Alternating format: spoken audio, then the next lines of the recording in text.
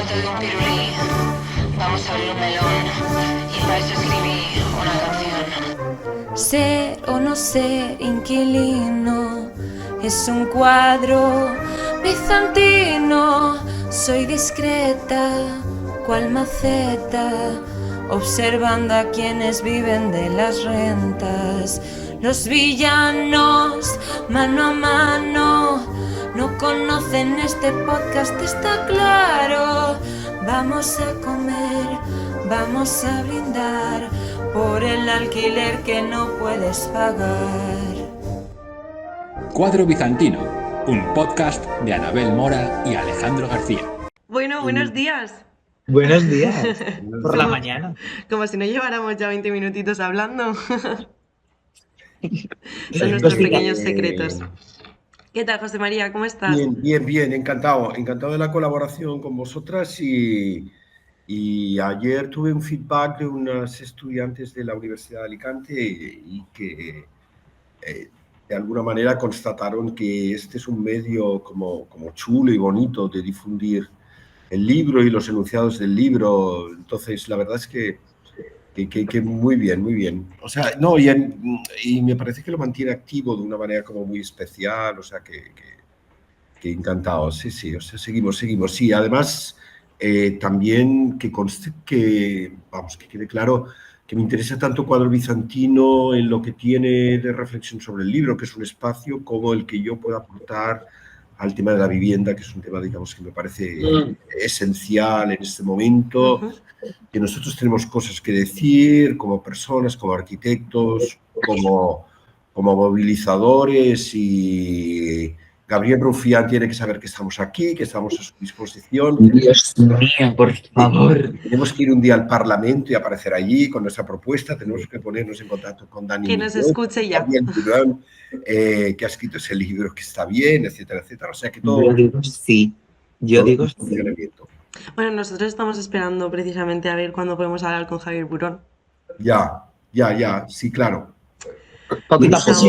No sé si es una persona que yo conocí en Dublín, no estoy muy seguro. Nosotros personalmente no lo conocimos. Sabemos de él, obviamente por su libro y por precisamente la intervención que tuvo en el foro de la vivienda. Sí, perseguirlo porque yo creo que es un punto de referencia, ¿eh? Sí. Bueno, tampoco mucho, no vaya a ser que nos denuncie, pero entendemos la idea. Entendido. Sí. Javier Burón, desde luego, seguirlo físicamente no, si estás viendo esto por lo que sea. No... Tranquilo. Pero a través de redes y a través de lo que comentas y de tu involucración con el problema de la vivienda, desde luego, sí. Ya. Bueno, pues... Arrancamos. Vamos con la segunda sesión del con el segundo encuentro, sí. Además, segundo encuentro ya después de habernos inmerso, de verdad, Alex y yo, en el libro, de haberlo empezado a leer juntas y de haberlo empezado a dibujar juntas, porque, bueno, divertido. Como ya hemos comentado, José María, creo que contigo, precisamente, nosotros, además recuerdo precisamente en la defensa del TFM, que una miembro del tribunal, María José Marcos, nos preguntó que cuál era el proceso de dibujar los diagramas, que si lo hacíamos antes, si lo hacíamos después. Y nosotros, nuestra metodología, por así decir, era hablar, y en los momentos en los que nosotros veíamos luego en el revisionado cómo movíamos las manos, o si, por ejemplo, hacíamos, claro, porque esto es aquí o esto es aquí, ahí decíamos, ahí tiene que haber un diagrama, porque en nuestra cabeza en ese momento se estaba dibujando. Entonces, para nosotros, que de hecho ayer lo comentamos precisamente en el directo, leer un libro, hablar de arquitectura, pensar en arquitectura, va de la mano del dibujo, del diagrama y de la esquematización. Entonces, nos estamos apoyando precisamente de eso de nuestros diagramas para poder leer e inmersarnos. Sí. Sumergirnos, gracias, en el libro. Sí, porque al final también, a ver, y es que precisamente el otro día comenzamos la sesión hablando de la portada. Y es que al final la portada también nos ha inspirado mucho en este sentido, precisamente para recobrar, para volver a utilizar la metodología que tanto nos gusta, la del diagrama, como estabas diciendo. Porque es que, ¿cómo se expresan los arquitectos? ¿Cómo nos expresamos? Lo que nos gusta un dibujo, lo que nos gusta un gesto y claro, y esto al final, como tú dices, esa cosa del diagrama viene de, pues eso, de que es nuestra manera de expresarnos. Es nuestra Total. manera. Totalmente. Entonces, bueno, ayer en el directo leímos la primera parte del libro, leímos el prólogo escrito por, no me voy a equivocar, Lidia Lidia, Calipoliti, sí. gracias, Lidia Calipoliti, exacto. Sí. Leímos eso, el prólogo y leímos el apartado de Devolver la tierra a la tierra. Entonces, Qué bonito, por cierto. Yo sí, lo pasé un poco mal porque, claro, la metodología también que estamos haciendo ahora mismo para hacer esos diagramas es que Anabel me lee y para pues que sea fluida la cosa y el dibujo precisamente, yo estoy completamente callado con lo que me gusta a mí hablar y, jolín, lo pasé mal porque había un montón de momentos en los que digo, Dios mío, yo aquí estaría comentando cosas. claro. Sí, yo también estaba deseando que llegara hoy, la verdad, para poder comentarlo, porque José María, en la parte de devolver la tierra a la tierra, tú nos narras un paseo por el campus de Vitra, en Basilea. Ese paseo lo realizaste de verdad, ¿no? Sí, Imagino. sí, sí. Y no sé, a mí me llamó mucho la atención la parte en la que narras cuando pegas tu oreja al suelo e intentas escuchar como esos quejidos de la tierra o ese silencio doloroso de toda la tierra que ha sido desplazada y todas las relaciones que han sido matadas precisamente por esos movimientos de Por la tierra. acción humana. Exacto. Por Entonces, la acción humana muchas veces excusada en la arquitectura. Exacto, entonces esa parte, José María, a mí, la verdad, me encantaba como imaginarte a ti como paseando y no Ay, sé, yo, tocando el muro de hormigón o poniendo la oreja en el suelo y también como esa crítica que haces como tan rotunda, ¿no? A los grandes, o yo por lo menos lo entendí así, a estos grandes hitos arquitectónicos que se levantan y pretenden ser incluso más eternos que nosotros mismos. O sea, cuando yo creo que lo ecológico y lo precisamente lo confortable es que tú vivas o la arquitectura viva contigo, en plan rollo, como que también tenga un ciclo de vida, que que no se posiciona así de forma tan rotunda en el terreno y que al final, pues eso, como tú comentabas, no por implantar un mamótrico arquitectónico rompas absolutamente todas las redes y toda la tierra que hay debajo. Entonces, esa parte me interesaba mucho, personalmente. Fue exactamente así, o sea, fuimos Silvia y yo, Silvia no lo conocía, yo sí, ella quería conocerlo y yo se lo quería enseñar, la verdad es que tampoco iba con una intención predeterminada, perdón, con una intención predeterminada, ni ningún esquema mental previo, lo que pasa es que fue real que al encontrarme allí entre aquellas construcciones que eran como el paradigma de la modernidad, como el canon de la belleza, en cierto modo, el canon de aquello que era la referencia, empecé a pensar no solamente en la idea de lujo y en la idea de exceso y en la idea de que tal vez sea un momento que incluso desde este punto de vista se podían repensar aquellas construcciones, sino el hecho de que desde la Cota Paracero para arriba se había construido ese canon, pero de la Cota Paracero para abajo, digamos, lo que aquello había supuesto de alguna manera quedaba oculto, ¿no? total. En el ejemplo de Tadao en Ando era clarísimo porque además él se había hundido en el suelo para aislarse todavía más, ruidos de alrededor que en realidad no había una carreterita que pasaba por allí. Claro. Me pareció como un exceso de potencia y de prepotencia humana extrema, es decir, vi allí como el final, realmente como el final de un proceso determinado que había ocultado la existencia de todo otro recorrido Total. que la arquitectura había hecho para poder ser aquello que se mostraba como tal, ¿no? Entonces... Esto que no está concluido, de hecho, porque es un modelo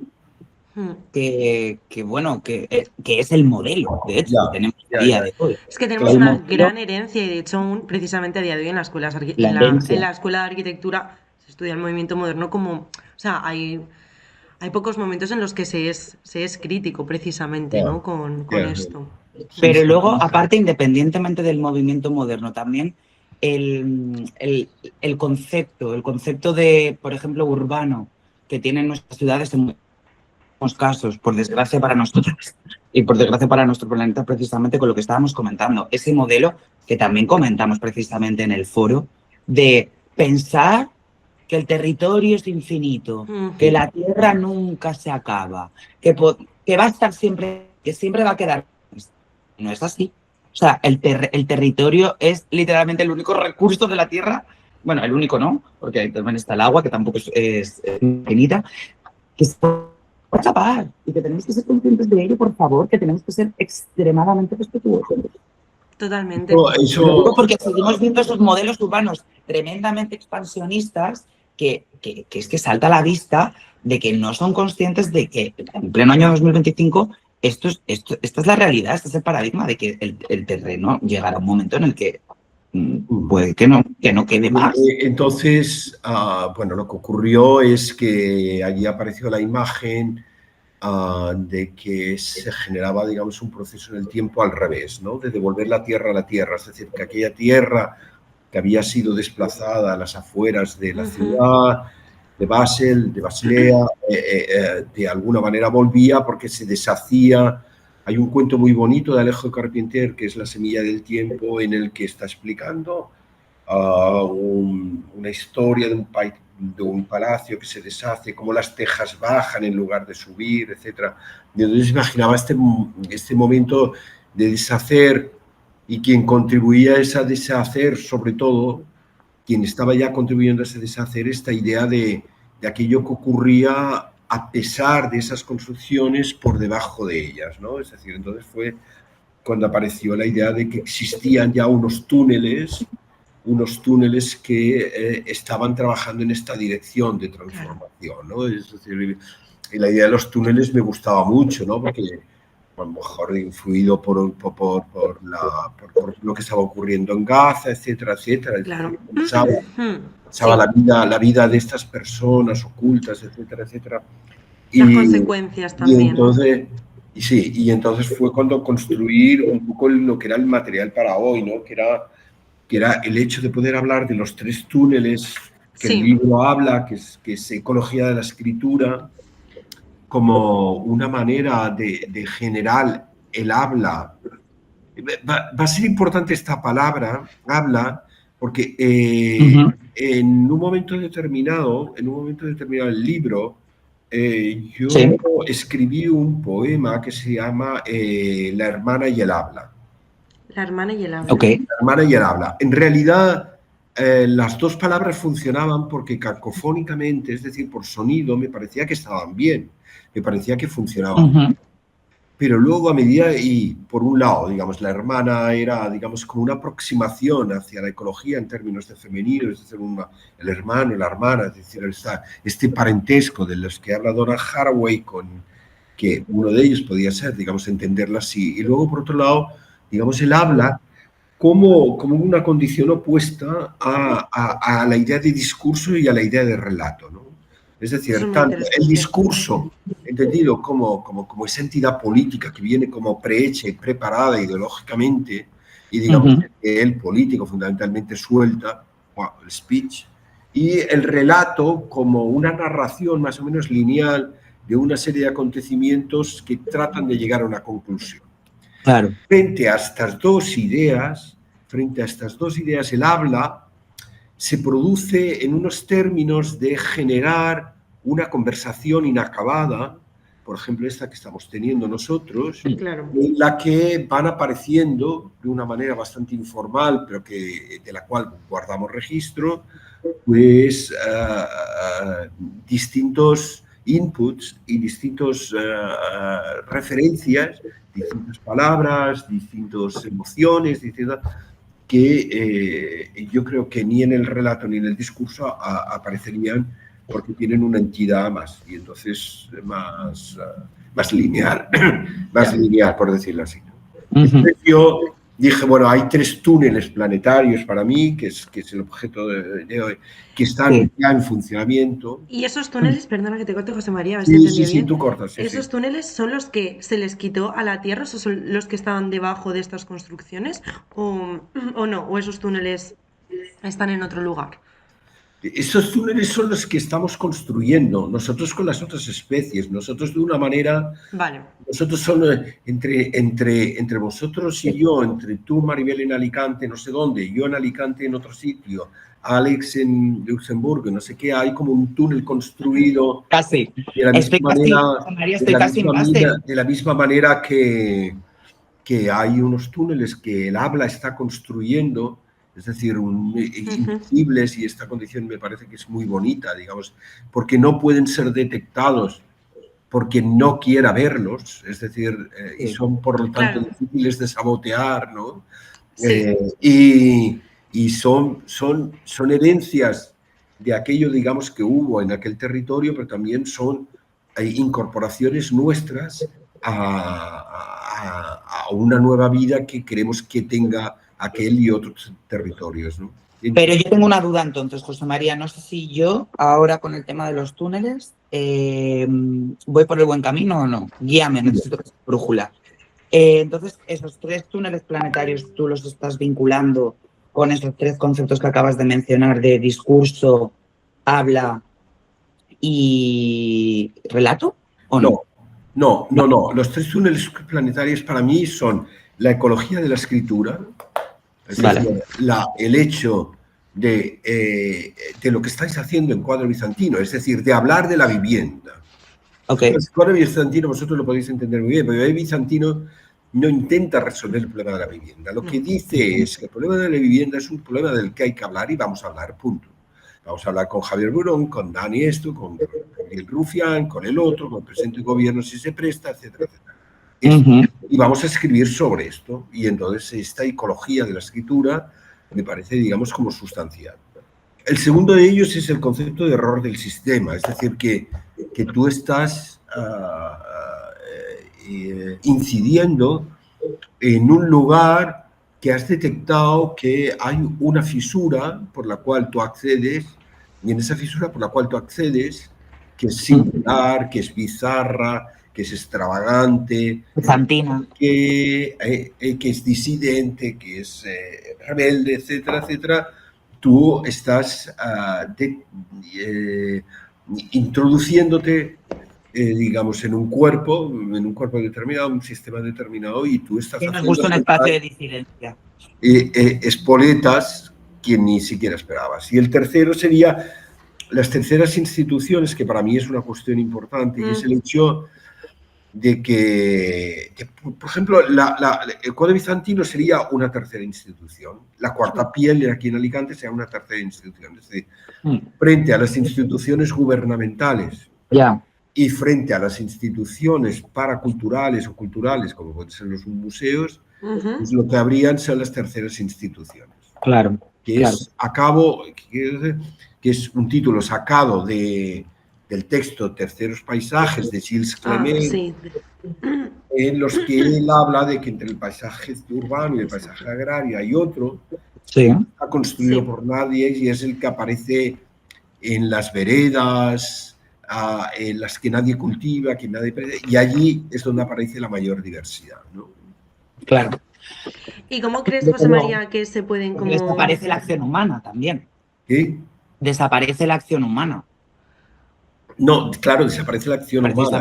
La acción humana es una acción o contemplativa o de cuidado. Claro, ahí no está. Es una cuestión de, no es una acción de eso, sí. Exacto. Sí. ¿Y cómo crees que se pueden proteger como estos túneles, José María? O sea, ¿qué podemos hacer para protegerlos y para seguir como construyéndolos? Porque es verdad que desde la arquitectura precisamente es complicado, por lo que estábamos comentando antes. Al final, por ejemplo, volviendo un momento al problema de la vivienda, si falta oferta se construye más. Ya. No, yo creo que yo creo que haciéndolos, o sea, es decir, dándoles vida continuada, ¿no? Es decir, si Cuadro Bizantino parara mañana, pues habría perdido la oportunidad, habríamos perdido todos la oportunidad de que Cuadro Bizantino se convierta en una tercera institución que es capaz de entrar en el error del sistema y generar una escritura y un habla, y entonces lo junto todo, digamos, de manera que tenga una posición respecto al tema de la vivienda, en el que otras personas y otras entidades políticas o culturales puedan acceder para poder hablar del tema. Y José María, ¿cuál diríais, chicos, para vosotros que es ese hecho o esa habilitación, que es la palabra que tanto nos gusta en arquitectura, para que un ente se convierta en esa tercera institución? ¿Tiene que ocurrir algo en concreto? ¿O no, por el hecho de el hecho es existir, o sea, no tiene que ocurrir nada. Cada acto es una fundación, ¿no? Pero una tercera institución puede morir. Bueno, o puede ser sustituida por otra, sí, puede, naturalmente, digamos, nosotros aceptamos lo perecedero, la ecología acepta lo perecedero como una condición. Sí, además tú precisamente en esta parte del libro hablas mucho de la condición efímera, ¿no? De la arquitectura también. Claro, Legacy Russell, que es la que introduce el concepto de glitch feminism, que es ese feminismo que se introduce como un error del sistema, pues trata de atender esta situación así como particular, específica y tal, ¿no? Ayer esas chicas que te conocían pues me preguntaban, ¿y cómo fue, no? En el año 97, bueno, pues fue que yo me di cuenta de que había un gap, había un agujero. Aquí esto, que me encargaban una cosa y yo podía haber reproducido los modelos de Madrid y Barcelona y pues lo que hice fue inventarme, digamos, otra historia, pensar que había una oportunidad, o sea, entonces, y me colé en esa fiesta. Terminado, y la idea de colarse es una idea bonita, porque cuando tú piensas en colarte en un sitio, inviertes solamente afecto, ¿no? Si tú dices, me voy a colar en este concierto, dices, ojalá. Y si no te cuelas, pues no ha pasado nada, ¿no? Claro. O sea, puedo decir, por decir lo único que hizo. Y entonces, pero es bonito, ¿no? Me voy a colar aquí, ¿no? Me voy a colar para poder estar, porque no puedo comprar entrada, patatín, patatán, ¿no? Y José María, entiendo también que, por ejemplo, cuando te colaste en ese momento, en ese año 97, también necesitarías de, pues como hablamos también en la última conversación, de unos buenos hombros sobre los que sostenerte, ¿no? A ver, de alguna manera es lo que estoy explicando ahora en este segundo proyecto. Pero ya no le llamo libro, o sea, me doy cuenta de que escribir para mí se ha convertido en un trabajo. En un proyecto. Un proyecto. He acabado un proyecto que es este y estoy en otro proyecto que se llama Queridos Papás y Hermanos, ¿no? Entonces... Qué chulo. Entonces ese segundo proyecto explica un poco de dónde proceden estos hombros que tú me pides, Alex. Sí. Supongo que hay las dos cosas. Yo fundamentalmente creo que uno realmente es lo que quiere ser, punto. No, es decir, si no, los hombros te los inventas y si no te sale bien, repites, punto. No hay error. En ecología y en los túneles no hay error. No. Hay como caminos, ¿no? Yo me lo imagino como un poco exacto, como, venga, hago este caminito. Bueno, no, por aquí no. Bueno, pues abro otro por allí. Bueno, pues ahora abro otro por allí. O sea, me lo imagino como un poco... Me lo estaba imaginando como el camino de baldosas amarillas. Y yo como un hormiguero. Ya, sí. O sea, sí, avanzas. Sí. Es decir, un poco avanzas. O sea, yo creo que desde este punto de vista es importante, por ejemplo, el hecho de cómo esto se transforma en integrales, ¿no? Es decir, claro. La historia de este cuadro de integrales, que a mucha gente le resulta mucha risa, ¿no? Es decir, que habla del calentamiento global. Madre mía, sí, enséñalo. Más o menos las raíces cuadradas de las turbulencias al cuadrado, menos la atención del arte, por el sumatorio de la atención científica, dividido por dos veces la incertidumbre. Es como un delirio, ¿no? Es como absolutamente un delirio. Pero bueno, volvamos a lo de García Lorca. Es en lo irrepresentable y en lo imposible donde hay los ¿Dónde mayores estás realmente? aciertos, ¿no? Entonces, yo lo hice para que quedara constancia Claro, de que este cruce de los túneles planetarios producía un conocimiento que permitía hablar, para bien o para mal. O sea, claro, sí. claro. Y José María, ¿cómo llegaste a esas integrales? ¿Cómo llegan a tus manos o a tus ojos?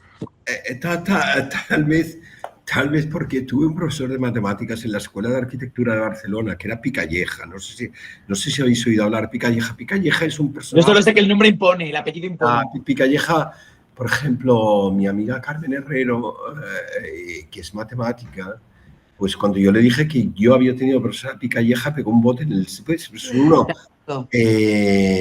hay dos grandes matemáticos clásicos, digamos, o sea, de los años 50, son Picalleja, Trejo y otro, y hicieron un volumen de análisis matemático. Y entonces yo lo recuerdo a él como una persona como que llenaba una tabla inmensa, una pizarra inmensa como de signos integral, el coseno, no sé qué, y era dificilísimo seguir. A mí me costaba un montón seguirle. Mi formación no había sido muy buena, un día hablaremos de esto, y entonces me costaba muchísimo seguirle, pero a mí me producía una seducción enorme. Aquellas pizarras de Picalleja. Aquel reto, ¿no? De decir, esto tendrá sentido en algún porque momento. acababa toda la pizarra llena de... Era total. Entonces, bueno, supongo que querer hacer con esto un poema, por decirlo así, era una situación de oportunidad. Entonces yo creo que... Sí, es que al final es un Como poco de abrazar. esta literatura que comentábamos, Anabel, que te gustaba tanto a ti, en la que se juega con las palabras, ¿no? Y La la vanguardista, ubicación sí. de cada palabra no es a la balalá, no es aleatoria, sino que está donde tiene que estar cada letra. La arquitectura al final de las letras, de la comunicación también al final. ¿Tú qué decías, Man? Sí. A mí estas integrales me gustan mucho, además es que así, me gustan mucho. A mí me asustan. Porque, precisamente por eso, porque asustan, porque realmente estamos en un momento que, y esto ya lo comentamos y lo comentaremos, precisamente de la moratoria, del parar, porque realmente yo creo que estamos en un momento un poco de miedo, como que se está viendo por ahí a lo lejos un poco de oscuridad que tampoco nos queremos acercar a ella, por eso estamos A lo como, lejos. venga, vamos a parar cada vez más cerca, claro. Entonces esto es como no sé, las ves y dices, madre mía, ¿sabes? O sea, realmente qué complejidad de panorama tenemos ahora mismo, ¿no? Y qué complejidad necesaria, porque además, si realmente le damos la espalda a esa complejidad social, por ejemplo, de ahora mismo, por ejemplo, en el tema de la vivienda, y lo simplificamos, caemos en unos discursos absolutamente simplistas, ¿no? Y tragables, muy tragables para la mayoría de la población.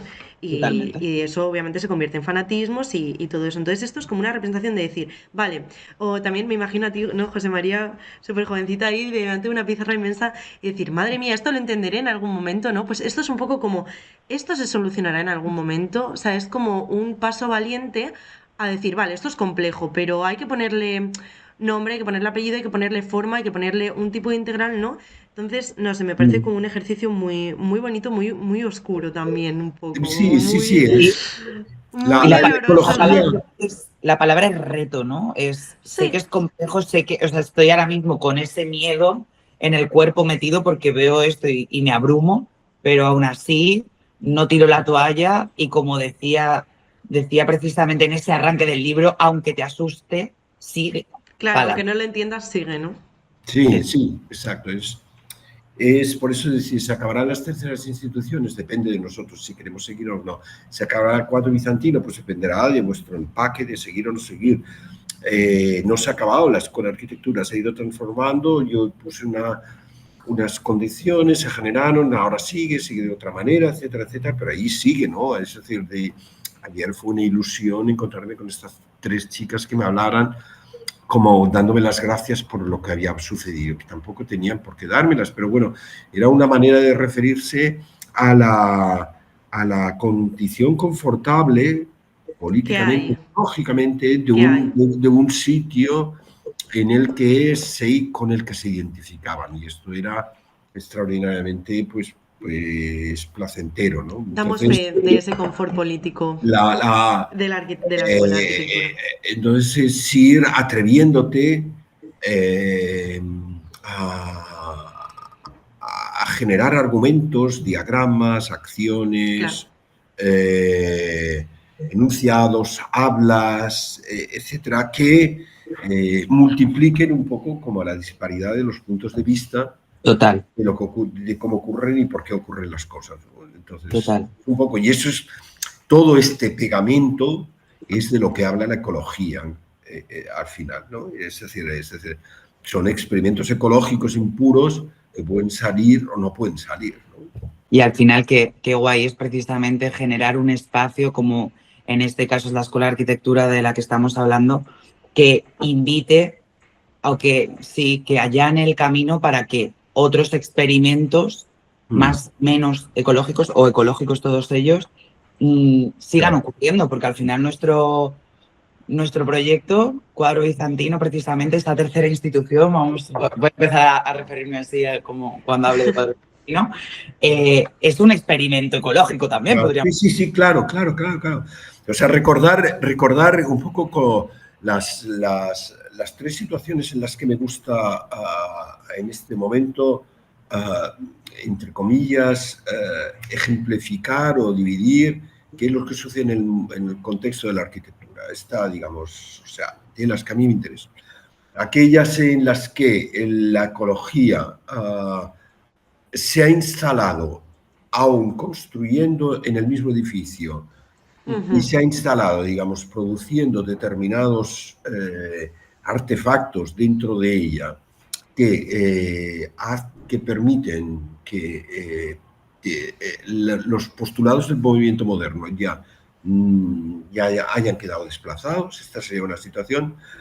Las otras situaciones en las que el edificio ya no es representación de la arquitectura, Cuadro Bizantino, la Cuarta Piel, el libro, es decir, y son hechos arquitectónicos, esto hay que explicarlo así de claro. Para mí es muy importante decirlo en la escuela para que la gente lo vea, ¿no? Claro. Eso por un lado, y luego está, digamos, todo el tema de la moratoria, es decir, la parada, es decir, el esfuerzo trabajado en la dirección de parar para reflexionar, para detener un poco esta agresión extrema, ¿no? Y, es decir, entonces, claro, en esto es otra construcción que ha aparecido y vinculada al experimento ecológico, ¿no? Así es. Así es, sí. Pues madre mía, esto está llegando a su fin. Es que además ya me está avisando como el Meet de la llamada terminará pronto. Y la llamada va a terminar, y sí que es verdad que en nuestro no guión yo tengo aquí apuntado un pequeño concepto, José María, que no sé si en el tiempecito que nos queda, porque lo digo porque es que aquí hablamos con palabras.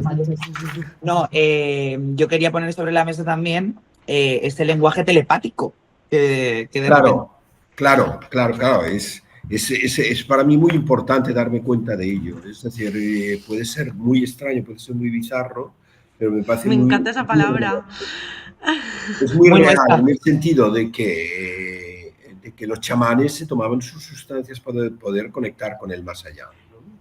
Entonces, bueno, la pregunta es ¿qué nos tomamos nosotros para poder conectar con lo que ocurre más allá? Con lo que ocurre no en el más allá, ¿no? Con mi mascota, con las plantas, con lo que me rodea, con la que no hay una bibliografía, no hay un sistema, no hay nada que me permita seguir unas pautas para decir qué me está diciendo a mí la naturaleza, qué me está diciendo a mí la Amazonía, qué me está diciendo a mí las tribus, etcétera, etcétera.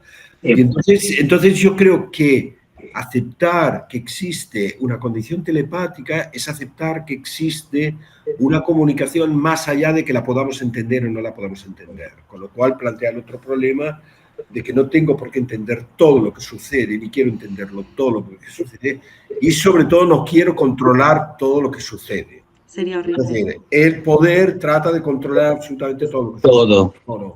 No, es que hay cosas que no entiendo. Y es muy estresante querer controlarlo todo, lo digo como persona Virgo, persona con algún que otro toque, a veces querer tenerlo todo su Ya. sitio, controladito, todo limpito. Madre mía, qué estrés, relájate, cariño, no pasa nada, tranquilita.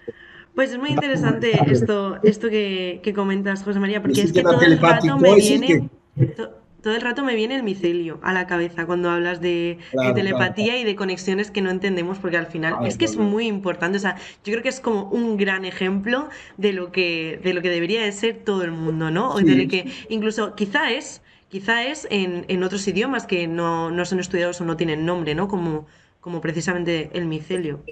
No sé, me parece sí. muy inspirador y esperanzador, la verdad. Yo tengo ahora mismo, Es aceptar que esa condición de irrepresentable de la que habla Federico García Lorca también nos pertenece a nosotros, ¿no? Yo soy irrepresentable, ¿no? Y el cuadro bizantino es irrepresentable, pero existe. Y Exacto, ahí está, ¿no? Y ya está. qué exacto. chulo, Y qué bueno, chulo. a mí Yo, para... perdón, antes de acabar, no me pegues. No, es que yo sí que quería terminar con una cosita. O sea, es simplemente que lo tengo aquí rondándome la cabeza y creo que viene a colación. No sé si mucho, pero bueno, yo lo lanzo porque estamos entre amigas. Es que sí que es verdad que precisamente tengo el capítulo 5 por aquí rondándome y en ese capítulo precisamente, no sé si el lenguaje telepático se puede equiparar, seguramente no. Pero sí que es verdad que comentamos un concepto que es el de la biofilia, que es al final ese vínculo invisible, aunque yo creo que, como estamos comentando, existe, que tienen los humanos al fin y al cabo con la naturaleza, pues, con nuestra madre, iba a decir con la madre tierra, por así decir, Como diría Chayanne. pero que es real, que existe. Ya, sí, seguro que Sí, existe. totalmente. Claro, De hecho, precisamente en ese capítulo comentamos que Yo no sé si es esa... lenguaje telepático, pero Bueno, realmente sí, porque son como evidencias científicas que nos dan, ¿no? Esa relación que tenemos con, en este caso, las plantas y la naturaleza.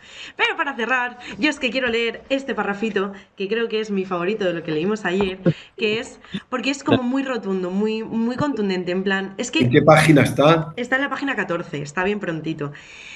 Es un párrafo que de hecho no está ni en cursiva ni nada, pero a mí me parece como que, no sé, José María, pones los puntos como sobre las íes y dices, esto es así, ¿no? En plan, rollo como, y además como con un tono, un poco tono de picaresco, ¿no? En ya, plan, vacilón, sí. Que es cuando macarra. dices, sí, que es cuando dices, ¿pudo usted imaginar, señorando, la cantidad de vida desplazada, la cantidad de raíces rotas y desplazadas, la cantidad de cursos de aguas interrumpidos, los millones de hilillos de las redes de micelios rotos, el incalculable número de intercambios detenidos entre las especies y la Tierra? ¿Pudo imaginar en algún momento cómo se detenía aquella continua y jubilosa metamorfosis entre especies y el suelo? ¿No ve usted cómo esas geometrías tan perfectas interrumpían los trayectos de cientos de miles de animalillos que huían como podían de aquel infierno? Hablo de Campus de Vitra, pero pienso en Gaza o en Líbano, lo mismo. Es que Ya, es como, ya está. O sea, Es ley. ¡pum! José María, ¿tú sabes lo que significa esto? sí, ¿no? No es claquetazo, ¿eh? ¿Esto sabes lo que es? Aplausos. No, es como, dilo, o sea, Es como... como dilo, tata, reina. Devoraste. Así. Muy bien. No Genial. sé, lo leí y dije, Dios mío, Sí. Sí, yo me sentí muy amén. cómodo. Sí, yo me sentí muy cómodo interpelando a Talaoando, porque era Qué bonito. el que de alguna manera había llegado más lejos en este delirio de hundirse para poder encontrar una espiritualidad, ¿no? Y además, Una cuando... espiritualidad destruyéndolo todo, ¿no? A mí ese párrafo me apetece como tatuármelo y leérselo a todo el mundo, o sea, no a todo el mundo, pero hay muchos momentos en los que a muchas personas se le debería de leer este párrafo, en plan, Total. ¿de verdad, Total. señor fulanito? Es verdad, sí. Se nos ocurren muchas posibles personas a las que nos encantaría leerle esto. Total. Aparte, es como que no hay duda. O sea, se Es que lee y es como no, que sí, no hay es nada muy que decir. rotundo, sí. Pues nada, es que esto se va a acabar ya, así que Ay, es que nada, tenemos que yo cortar. voy a proponer brindar. Venga, Salud. José María Chinchín. ¿Tú qué estás bebiendo, José María? ¿Estás bebiendo? Yo como tengo esa voz, que se me ha puesto esa voz así, que me constipé el otro día un poco, estoy bebiendo una manzanilla con jengibre y con limón. Toma Ay, ya. eso me tomé yo anoche. Me encanta. Salud. Bueno, pues Chinchín, Salud. salud por este segundo encuentro maravilloso. Pues nada, nos vemos la semana que viene, ¿no? Que esto Nos vemos la semana que viene. aún José queda. María, qué gustazo. Esto, Bien, de verdad, bien. lo disfrutamos Para mí un montón. también, ya lo hablaremos, ya lo hablaremos con calma. Para mí Perfecto. también. He encontrado Bueno. en vosotros una colaboración que yo creo que hace tiempo que andaba buscando, así libre, abierta, no sé qué, etcétera, etcétera. O sea, Muchas gracias, maravilloso. José María. Muchas gracias. Bueno, Hacernos llorar ilegal. En flechas